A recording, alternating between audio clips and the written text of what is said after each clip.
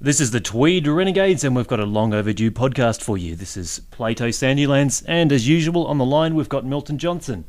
Now, the IMF this week released a working paper, or rather I should say it was some IMF staffers. It wasn't actually the IMF itself. The paper had a disclaimer on there stating that it shouldn't be taken as the opinion of the IMF.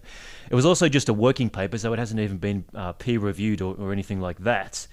But nevertheless, the ABC and other left-wing organisations saw fit to report that as a declaration by the IMF that John Howard was the most profligate Prime Minister in the last 50 years in Australia. Complete beat-up, no mention of John Howard in the report at all. All it was just a mathematical calculation, an extremely long and complicated one, which happened to determine that 2 periods of profligacy in the past 50 years occurred in John Howard's Prime Ministership. And Rudd and Gillard didn't register for profligacy under their model. When I was reading that rather dry thing about the methodology, I got from that the same thing that you did, which was basically that they were saying that, profligate spending isn't profligate spending when it occurs in a recession. Yeah. When it's in good times, which is a simplified way of putting their rather complex formula. Yes, and that appears to be the way that ABC News interpreted it as well. Now, one of my readers actually, I think, summed up the issue better than I did in the article. He basically said, the media like to imply that the UN or the IMF or the IPCC, whatever it is, they like to imply that those organisations are just benign, impartial expert bodies who are seeking nothing but the betterment of mankind. And of course that's patently untrue because these organisations are full of politicians from all different countries of the world. I mean, they're the most political bodies imaginable. And all political organisations have an agenda. The IMF's agenda is basically to enslave countries with debt by offering them bailout packages and then making them pay the interest on that debt.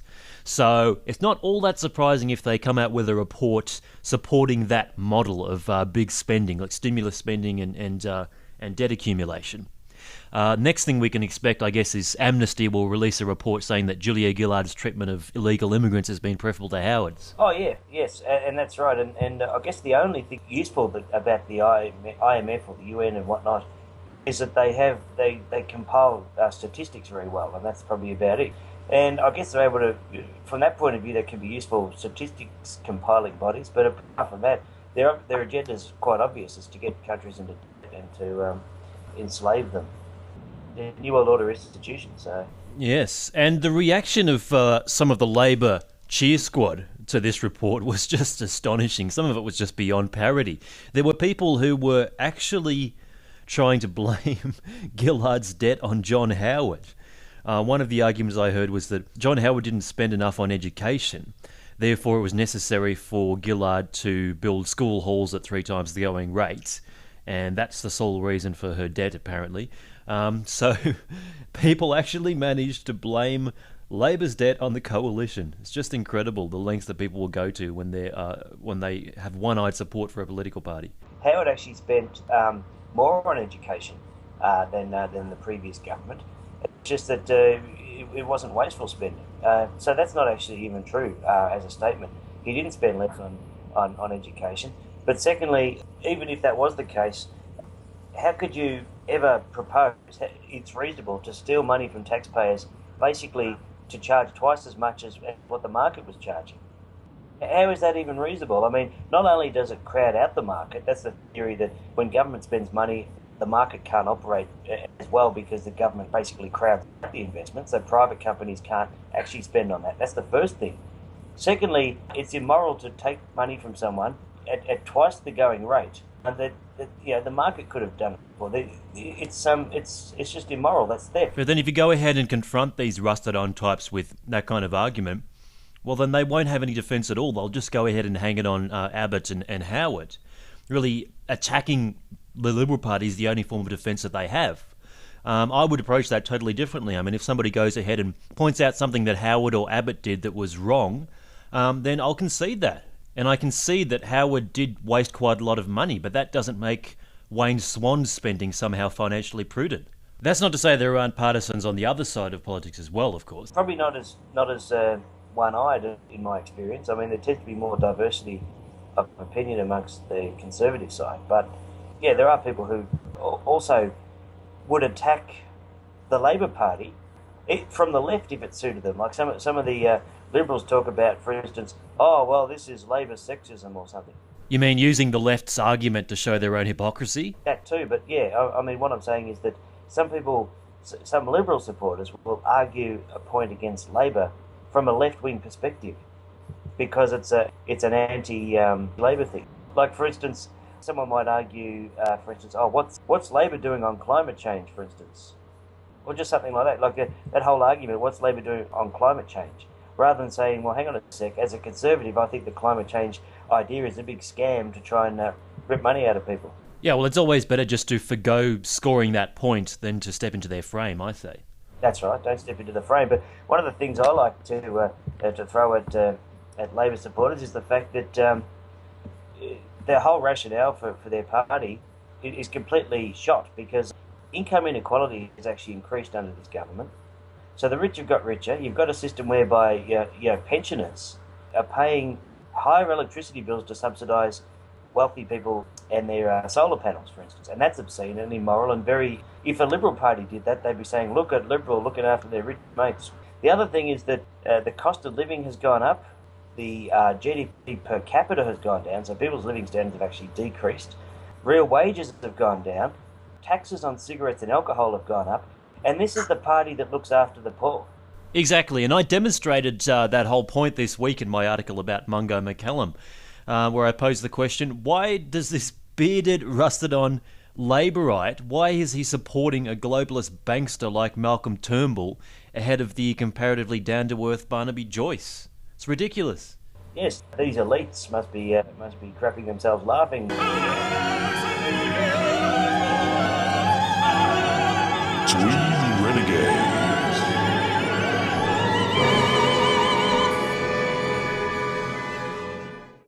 Now, you've been baiting Malcolm Fraser. I was just thinking how funny it is that how Twitter's made public figures so accessible that we can casually talk about baiting Malcolm Fraser.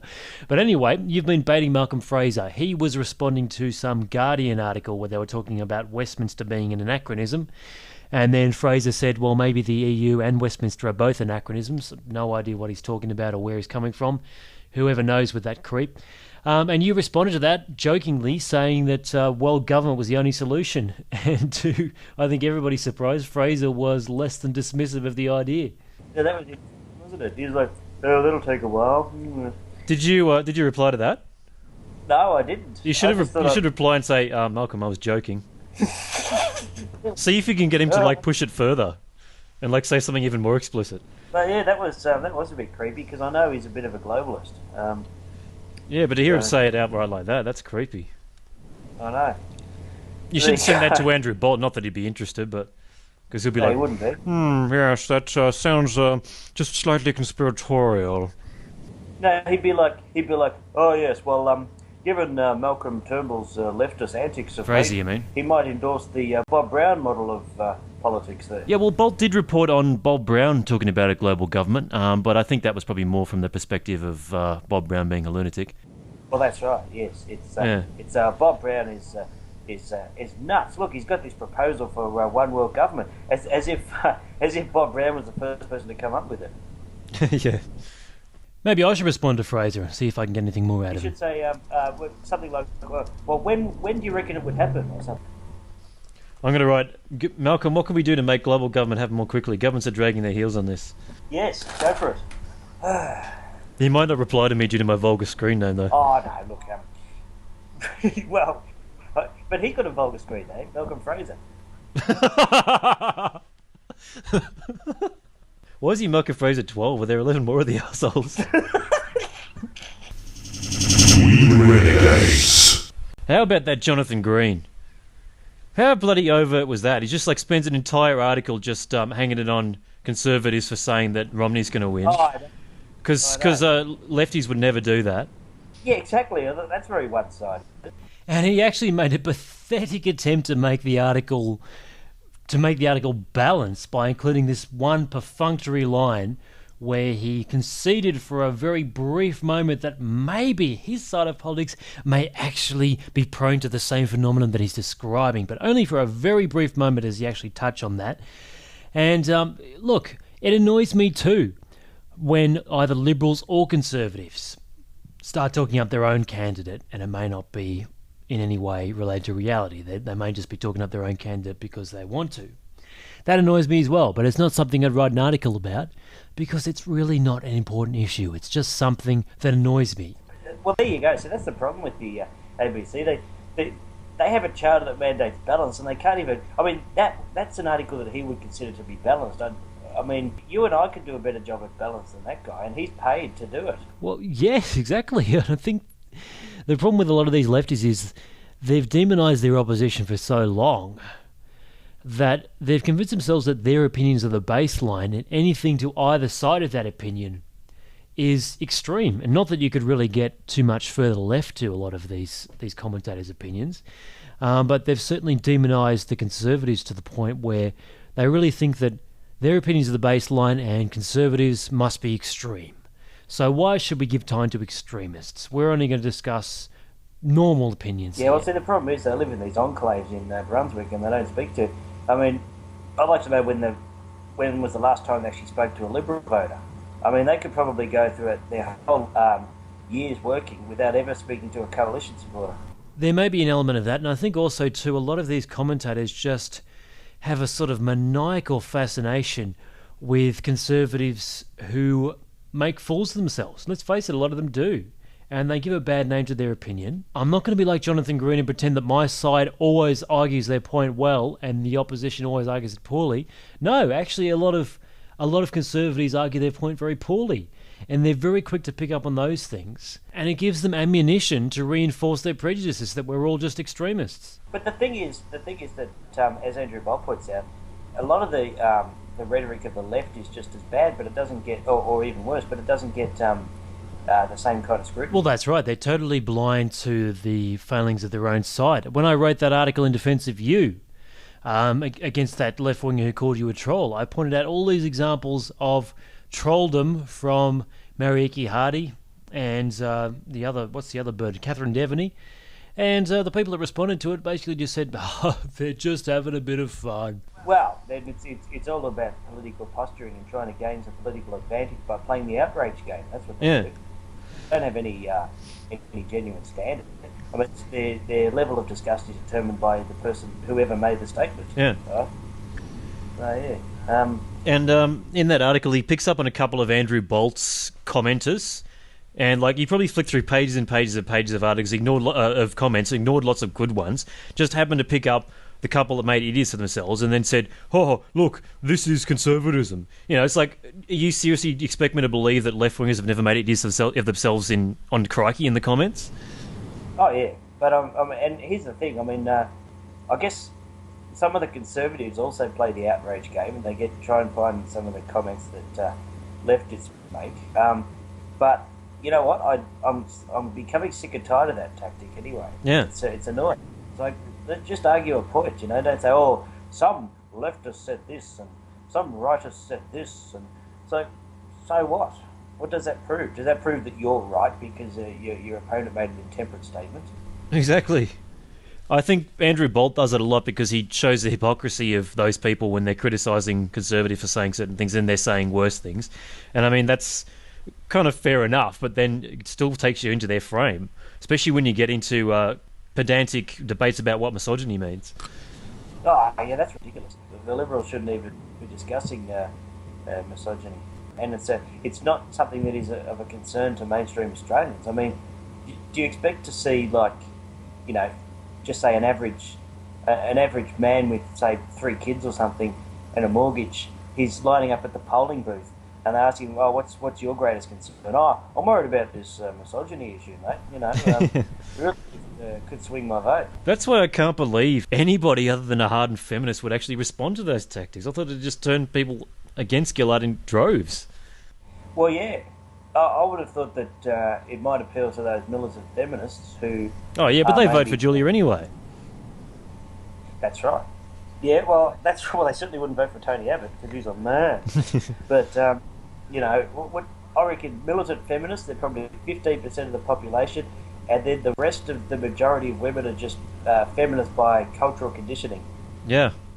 It pains me to even talk about this whole misogynist campaign. You feel like you're descending to the level of some school child just talking about it. You feel like you're legitimising it by even giving it the time of day when we know exactly what it is. We know it's just John McTernan, Gillard's chief of communications, playing negative politics. Oh, he's a complete Machiavellian, that guy. He basically just gets paid just to be a complete arsehole, doesn't he? I guess he's also got a strategic political brain there, but I mean, some people are saying, Andrew Bolt's saying that the style won't work here in Australia, but I think it's already starting to work. Well, it makes you wonder why, though. I don't know. It's ridiculous. I think it's just that, I don't know, I think maybe so many of the media have run with this Tony Abbott's an arsehole, Julia Gillard's a saint thing that people just start to believe it after a while. Yeah, I think it's more credit to the media. Made as much of, put it this way, if Tony Abbott had embezzled those funds, it would have been all over. Oh, yeah. You have to basically twist the media's arm to actually report that stuff. Yeah, I'm amazed that The Age has been reporting it regularly. Yeah, finally. Yeah. They weren't exactly first in, were they? No, they weren't, but now they've actually been keeping up with it. And the Sydney Morning Herald haven't touched it, basically. Or maybe once. Maybe The Age is actually trying to restore its reputation. Oh, well, I guess it's never too late. Well, it's never too late while the paper's still in print anyway. But speaking about John McTernan, you say he's got a strategic brain, but seriously, I think the guy's an idiot. It's like I was saying in my article. I reckon I could do a better job. I mean, it would depend upon me actually getting the Labor Party to do something good, which would probably be quite a challenge. But maybe therein lies his strategy. Labor Party's succeeded at nothing, so they've had to try the negative tactic. Yeah, but I mean, I seriously think people would respond so much better to if they just both agreed, let's just drop the mudslinging and let's just try to be positive. That just seems to me to be such a better tactic. Yeah. Well, I mean, that mudslinging didn't work for what's her name, in Queensland. Yeah. And I mean, I'm not saying it'll never work, but I'm saying that just it would work better if they actually started to concentrate on positive things and making themselves look good rather than making the opposition look bad. Yeah. And I mean, let's face it, they've both got terrible approval ratings. People hate them, both of them. Yeah, but don't they reckon that fear beats hope as a strategy? I don't know, though, because Obama ran with the hope and everything, hope and change and everything, and that won for him. But I don't know if it was so much him or whether it was people were sick of George Bush. Yeah, I think it was probably both. I think given how they were painting him as a messiah, it was probably him, I'd say, predominantly. Yeah. They had this ridiculously exaggerated caricature that would never work in Australian politics. Yeah. It was like I mean, they can't go. He was going to unite the nation because he was black or something. And again, it was the media doing it. Yeah. It was the same thing in there. It was the media was giving him the leg up.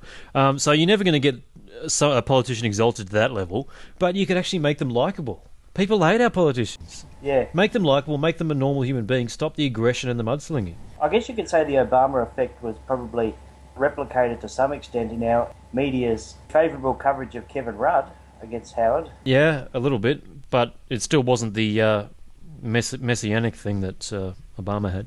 Yeah. I don't think that kind of messianic thing would work anywhere else, would it? Except for, only a nation that's completely divided. I think it worked for Nelson Mandela in South Africa. But then, I don't know, I mean, 80% of the population were black. They weren't going to vote for the other candidate, were they? No, they'd rather vote for a terrorist. That's right, yes.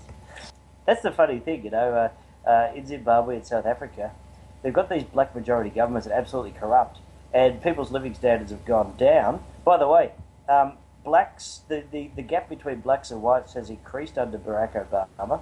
And not only that, but did you see the latest statistics that I tweeted a couple of weeks ago about in the Australia about the Gini coefficient, which is a measure of inequality? It's actually gone up under Labor. So it's like, why the hell do they exist? I mean, their thing about redistributing income hasn't even worked, and the rich have increased their wealth by more than the poor have. Yes, I know. Why do these prawns keep thinking that they actually stand for the working class? Exactly, and I kind of challenge these Labor voters to consider that why would you vote for someone who's I'll vote for a party who doesn't even achieve their whole reason for existence. I know, and what do they say to that? Only one person actually conceded that would be a fair point. Maybe I should just make it more obvious. Like every so often, I'll just go, oh, by the way, the rich get richer under Labor. Yes, that's right. Labor is the party of the rich, or Labor is the party of inequality. I was reading some of the comments on a Paul Sheen article on the Sydney Morning Herald site, and it's just incredible how partisan people can be. It's just like barracking for a football team. I mean, Sheen made some really great points about the utter incompetency of the Gillard government, and a lot of the comments, probably the majority because it was a Sydney Morning Herald, were just dismissing him and trotting out all these things that the Howard government did. It's ridiculous. It's totally opposed to logic, this idea that because somebody else, or the opposing team, did something bad, then therefore that neutralises everything bad that your own team's done. Look, at the end of the day, if people want to operate like that and can say that their party is perfect, then they're never going to get anywhere. These parties count on their loyal supporters, like supporters that are going to show blind faith to their party. And I guess we've seen what percentage of the vote that is that votes for Labor, because it's never dropped below like 28%, right? So 28% of voters are rusted on. That's right. No, it went to 26% at one stage. Really? Yes.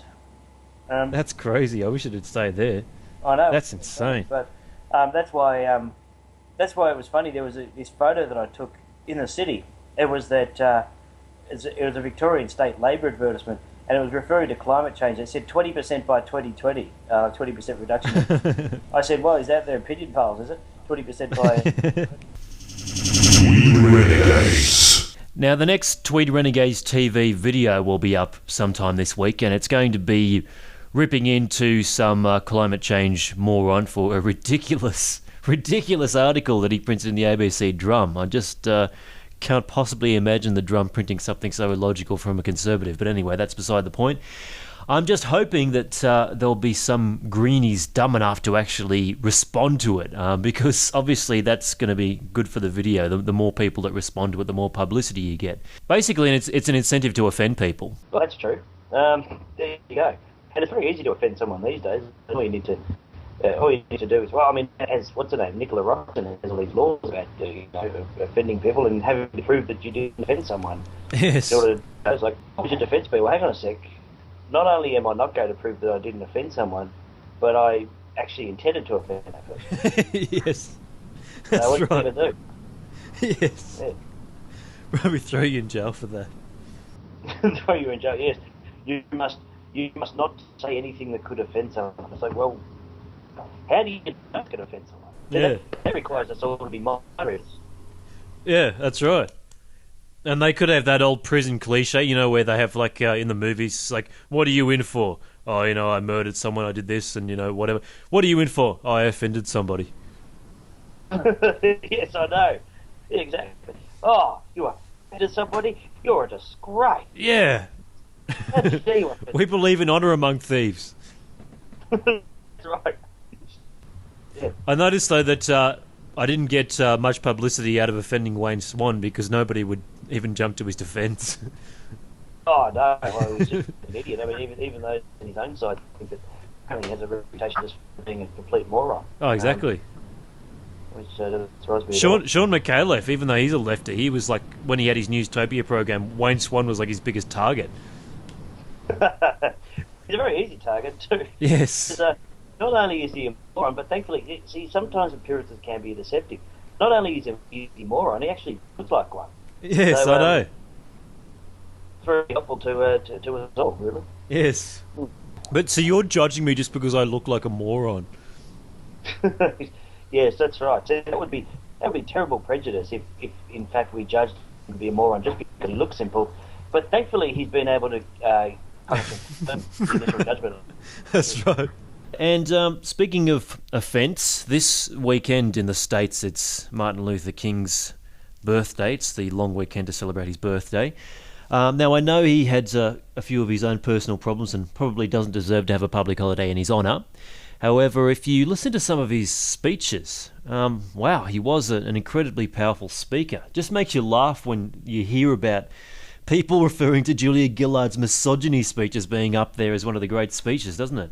Why don't we just become a whole nation of "Oh, I was offended"? Yes. Sounds appropriate, really, when you consider the way Australia's heading. That people just sit on their asses and just go, "Oh, I was offended." Good for you. What are you actually doing to better your life? Nothing. I'm just suing someone. Well, good for you.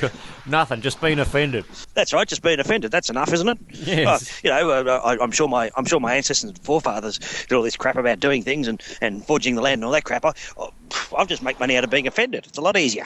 So you don't have to do anything to make society better. You can just object to something that's offensive. That's right. Yes. Like I could say, Julie Gillard offends me, and that would be true. And then I needn't actually work another day in my life. I could just simply say, Julie Gillard offends me. I don't even know why I'm working. I mean, surely I could just say, look, I can't come to work today. Julie Gillard offends me, and I'm simply not dealing with the outcomes of her carbon tax anymore. I mean, the electricity bills going up. I mean, this is all because of Julie Gillard. And what she said offended me. What she did offended me, and I just can't deal with it anymore. Yeah, look, I'm sorry I didn't make any money for the business today, but console yourself with the knowledge that I'm offended by Julia Gillard. Tweed Renegades. Thanks again for listening to this long overdue podcast. We hope to get some podcasts out more regularly from now on. If you haven't seen the new Tweed Renegades website, make sure you check it out, www.tweedrenegades.com, and be on the lookout on our YouTube channel for more videos and more podcasts. Thanks again for listening, and don't forget to comment. This is Plato Sandylands and Milton Johnson saying goodbye for now.